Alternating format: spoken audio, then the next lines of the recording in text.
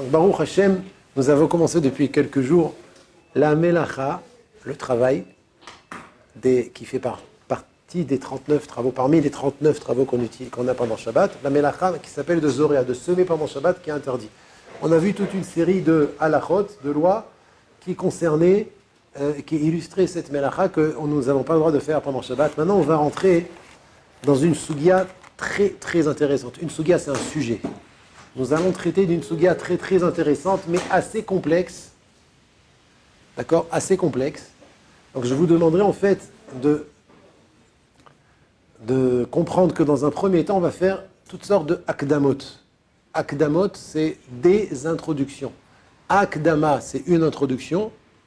Akdamot, c'est des introductions. On va faire toutes sortes de akdamot pour comprendre le sujet qu'on va étudier. Le sujet qu'on va étudier est le suivant. De la même manière que la Torah Akdosha, notre sainte Torah, nous a interdit de semer le jour du Shabbat. Alors on a vu plein d'halachot, par exemple. Semer, c'est pas que semer des graines dans la terre, c'est aussi arroser des plantes, mettre des fleurs qui ne sont pas entièrement ouvertes dans l'eau, faire Netilat Yadayim sur de l'herbe. Tout ça, c'est interdit pendant Shabbat. Parce que si tu fais de Netilat Yadayim sur de l'herbe, alors l'eau va faire pousser l'herbe. Et ça s'appelle Tolada de Zoréa. C'est une dérivée de l'interdiction de semer. Alors, de la même manière qu'il y a semer et arroser, il y a l'inverse de cette melacha, l'inverse de ce travail, qui est tolesh. Amir, il a commencé à en parler la dernière fois. C'est quoi tolesh? C'est cueillir. C'est de la même manière qu'on n'a pas le droit de faire pousser pendant Shabbat quelque chose en l'arrosant, ou semer une graine. On n'a pas le droit d'arroser une plante, par exemple. On n'a pas le droit aussi d'arracher quelque chose. Par exemple, je viens dans un arbre, devant un arbre pendant Shabbat, je vois une belle pomme. Oh, comme elle est belle la pomme! Ben, un des 39 travaux interdits pendant Shabbat, c'est cueillir. Cueillir en hébreu, tolesh. Tolesh, c'est cueillir, c'est l'infinitif. Litlosh. Litlosh, c'est l'infinitif de tolesh. Litlosh, c'est cueillir. D'accord? On n'a pas le droit de cueillir pendant Shabbat. Maintenant, on va rentrer dans un sujet très intéressant, mais qui demande et qui nécessite plusieurs introductions, comme j'ai dit tout à l'heure. C'est le sujet, le titre, c'est les hatzitzim, les pots. On va parler des pots. C'est-à-dire, on sait tous que cueillir une pomme pendant Shabbat, c'est interdit. Parce que c'est tolesh. Tu veux que je tolesh ta barbe? Donc, il y a cueillir qui est interdit, mais il y a une question qui est très fréquente et qui se présente à nous. Ça peut se présenter pendant Shabbat.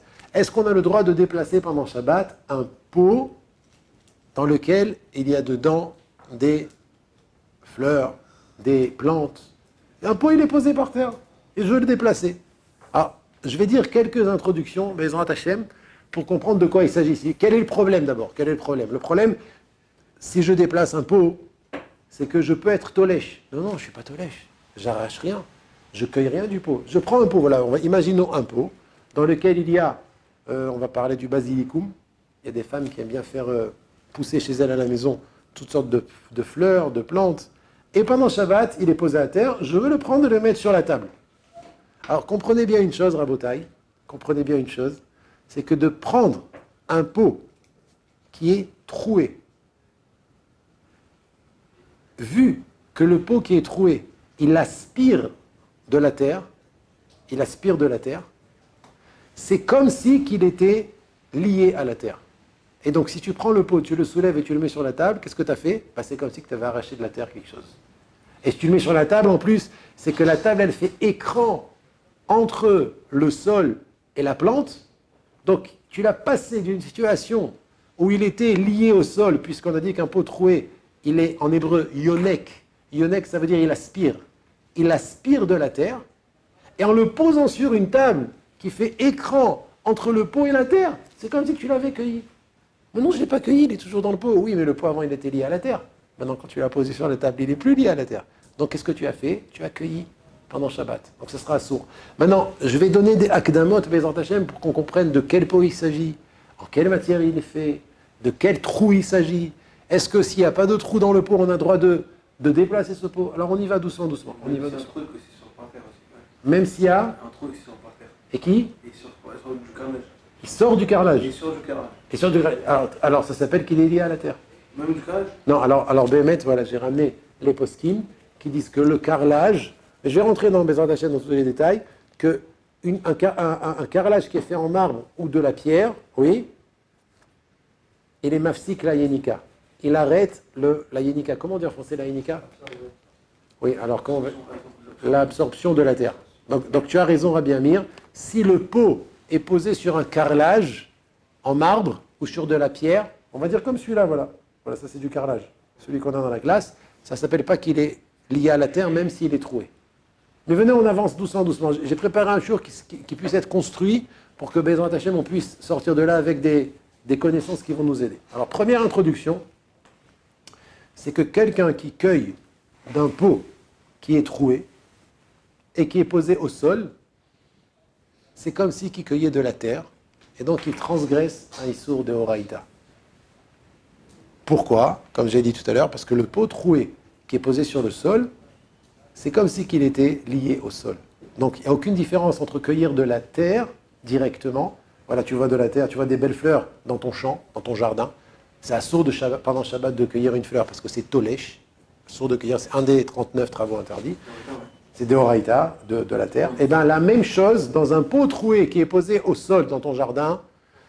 Vu qu'il est troué, il aspire de la terre. Donc le pot, c'est comme la terre.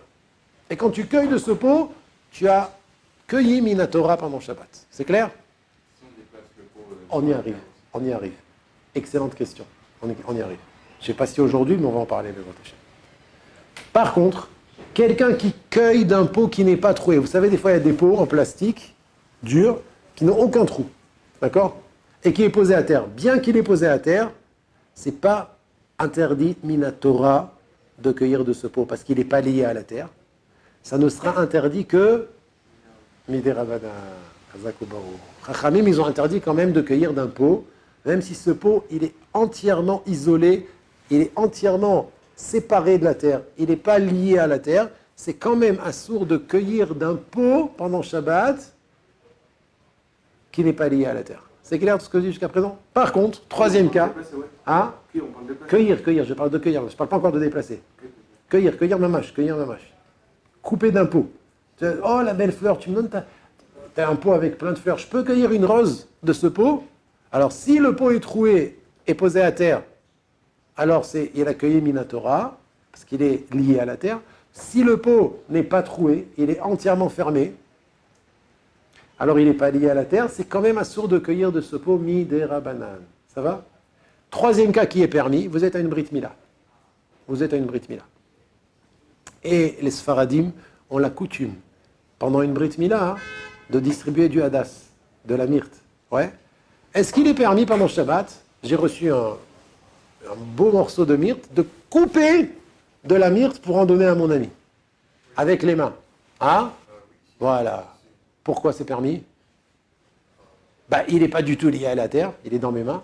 Il n'est même pas dans un pot, même pas troué, il n'est pas dans un pot, il est dans mes mains. Il n'y a aucun issour de cueillir avec les mains, pas avec des ciseaux, attention, avec des ciseaux c'est interdit. Parce que c'est un autre problème de mechater, de couper. Mais de cueillir avec mes mains pour donner un bout de myrte à mon ami pendant la Brit Mila, ou pour qu'il fasse la bracha de Boré, Atzeb et Samim pendant Shabbat, c'est permis. On peut couper pendant Shabbat. C'est clair? Donc on a 3 niveaux. Interdit de couper Minatora, interdit de couper Midera Banane, et permis de couper, même Midera Banane. Ça va jusque-là? On continue dans les introductions.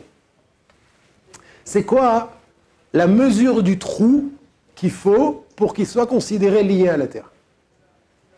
Il faut un trou d'un diamètre de 10 cm, 5 cm. Qu'est-ce qui s'appelle un trou qui rend le pot troué pour dire que il est lié à la terre? Alors là, halakha, on est mahmir, on est sévère, ça veut dire on pense que la yenika, l'absorption se fait même quand le trou a un diamètre d'1 millimètre.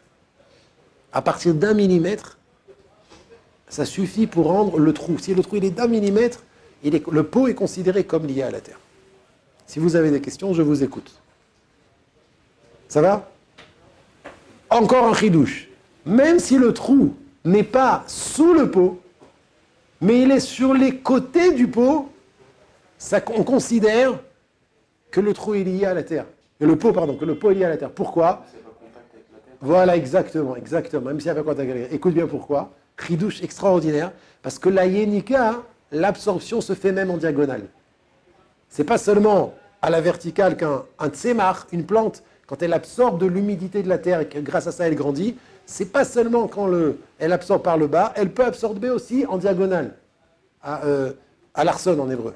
Donc même si le trou, il est sur les côtés, si jamais il est en face des racines de la plante, alors on considère le pot lié à la terre. D'accord, il n'a pas de pot, hein. Mais bon, il est lié à la terre. Il n'a pas de pot. Non, c'est pas marrant. Ruben, c'est pas marrant. Non, c'est pas grave, c'est pas grave. Il est trop concentré. Même si c'est sur le mur, et j'ai du carrelage en bas, le mur et la terre, c'est considéré comme. Non, parce que là, c'est le mur. Moi, je te parle dans le pot. Je te parle dans le pot, il faut que le trou soit sur le côté. Si le trou est sur le côté, alors, vous savez, vous devez faire une bracha. Vous avez fait la bracha? Vous l'avez fait? Ah, très bien. On l'a fait qu'une fois, hein, dans la journée.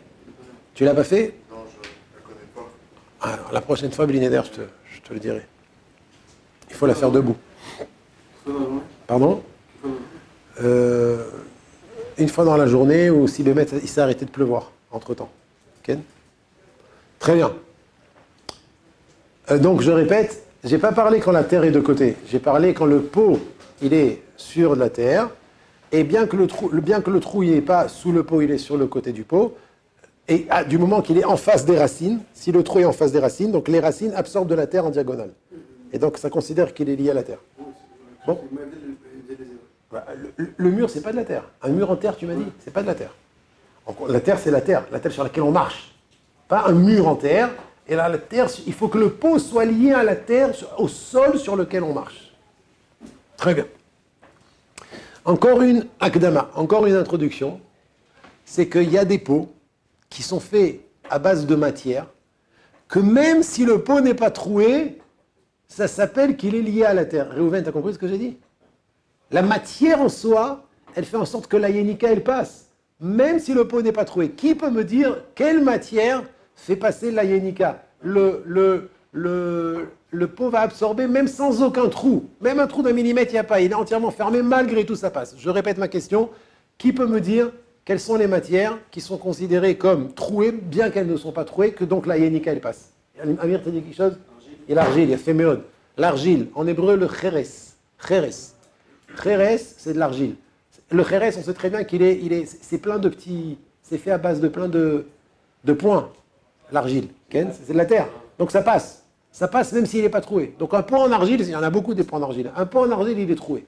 Même si tu ne vois pas de trou, sache que quand tu l'as posé au sol, alors c'est considéré comme la terre. Il est lié à la terre. Autre matière que vous connaissez, qui peut être considérée comme trouée, chidouche, pour moi c'est éphémère. Alors plastique, c'est un safek.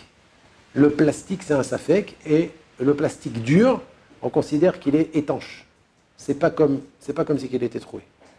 Mais il y en a qui disent qu'on ne sait pas. Le plastique, on ne connaît pas le niveau de opacité pour dire qu'il est considéré comme pas troué. Mais en général, le plastique dur, on le considère comme pas troué. Pas troué. Il y a une autre matière qu'on considère comme trouée. C'est un pot en carton. Bah c'est comme l'argile, je crois, le carton. Hein. Tu as raison. Je crois que j'ai pas vu le carton. En bois. Ah, moi, il fait mode, un pot en bois, Razak. Un pot en bois, Rabotaï, même si, de manière concrète, il n'a pas de trou, il aspire de la terre. Ça veut dire la yénika, elle passe à travers le bois. La yénika en français, l'absorption, l'aspiration. Ah, l'absorption du pot, des racines dans le pot, de la terre, se fait à travers le pot en bois. Donc on considérera un pot en bois qui est posé au sol comme un pot troué. Et on n'aura pas le droit de le déplacer parce qu'il est lié à la terre. Par contre, un des matériaux,